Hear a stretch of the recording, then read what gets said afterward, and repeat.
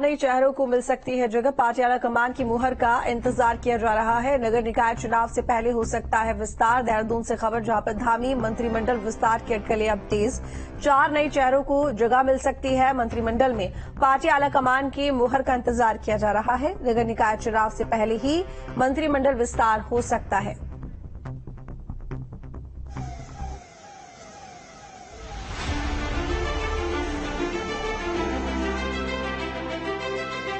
उत्तराखंड में कैबिनेट विस्तार को लेकर एक बार फिर कयासों का दौर जोरों पर है। माना जा रहा है कि जल्द धामी कैबिनेट का विस्तार हो सकता है। ये भी कहा जा रहा है कि कुछ मंत्रियों के विभाग बदले जा सकते हैं और नए विधायकों को नई जिम्मेदारी मिल सकती है। खबरों की माने तो अक्टूबर में संभावित नगर निकाय चुनाव से पहले मंत्रिमंडल का विस्तार हो सकता है। दरअसल मुख्यमंत्री धामी ने अपने दूसरे कार्यकाल की जब शपथ ली थी, तब मंत्रिमंडल में 3 पद खाली रह गए थे। राज्य में मुख्यमंत्री समेत 12 सदस्य ही मंत्रिमंडल में हो सकते हैं। बाद में कैबिनेट मंत्री चंदन राम दास के निधन की वजह से मंत्रिमंडल में खाली पदों की संख्या बढ़कर 4 हो गई और इस सबको देखते हुए पिछले कई महीनों से कैबिनेट विस्तार की चर्चा चल रही है। इस बीच मुख्यमंत्री धामी के दिल्ली दौरे के दौरान भी इसे लेकर चर्चा ज्यादा होती रही है।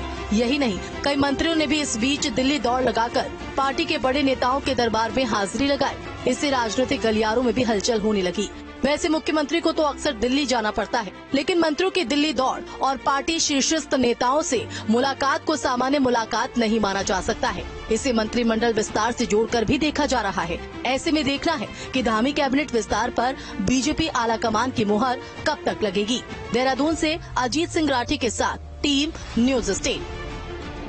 तो बता दें आपको कि धामी मंत्रिमंडल का विस्तार हो सकता है, जिसको लेकर अटकलें तेज हैं। बताया जा रहा है कि बस अब आलाकमान के मोहर का इंतजार है।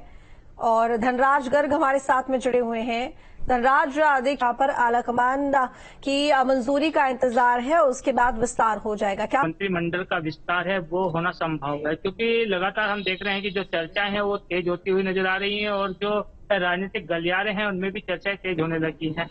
माना जा रहा है कि निकाय चुनाव से पहले ही जो कैबिनेट का विस्तार है वो हो जाएगा, क्योंकि कई विधायक ऐसे हैं कि जिनको काफी इंतजार है कि वो कैबिनेट मंत्री बन सकते हैं। और आपको ये भी बता दूं कि 4 पद अभी भी खाली चल रहे हैं, क्योंकि लगातार धामी सरकार में कहीं न कहीं 4 पद अभी खाली हैं और चारों पदों पर कहीं न कहीं कैबिनेट मंत्री बनाए जाने हैं। उसको लेकर चर्चाएं तेज हो गई हैं।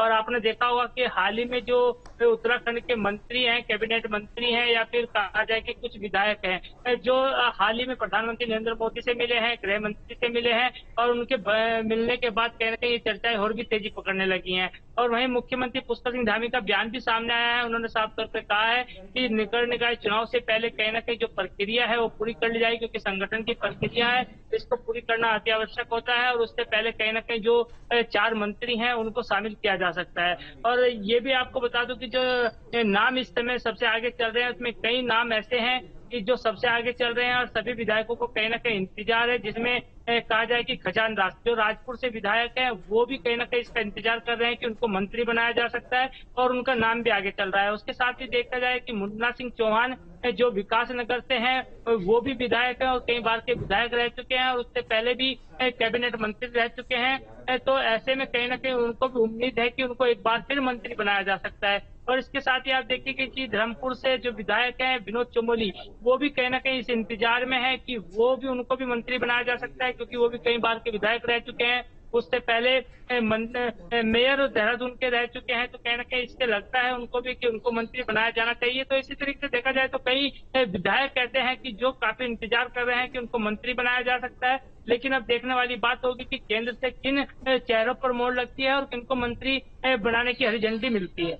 जी बिल्कुल, लेकिन ये भी कहा जा रहा है कि यहाँ पर अक्टूबर से पहले, यानी कि अक्टूबर से पहले यहाँ पर मंत्रिमंडल विस्तार किया जा सकता है।